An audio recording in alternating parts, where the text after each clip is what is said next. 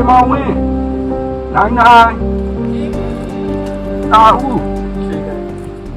မြန်မာပြည်ပြန်ပို့ခံရတော့ပထမဆုံး share တွေကကျွန်တော်မင်းစစ်ထဲဝင်နေတာလို့ပြီးအားနဲ့ကျွန်တော်ကလည်းမဝင်ချင်ဘူးပြောတော့ကျွန်တော်နဲ့ငင်းခုန်တွေဖြစ်ကြတာအဲ့ချိန်မှာအဲ့ရကျွန်တော်ကောင်းတနက်နဲ့ထောက်ပြီးတော့သူတို့ကကျွန်တော်ကောတောင်းမှရှိတဲ့အချောင်းနဲ့တရင်နဲ့ခေါ်သွားကြတယ်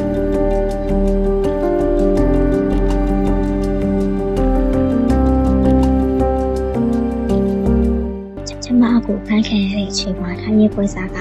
တကယ်လို့နေ့အကူကိုအတုံးမခံချင်ရင်အလေးတောင်ပေးရမယ်။ပြီးရင်နေ့အကူမြန်မာပြည်ဘက်ပြန်မပို့ဘူး။ပတ်စံကိုလည်းမြန်မာဘက်နဲ့တဝက်စီခွဲခြားရမှာဖြစ်ခဲ့တယ်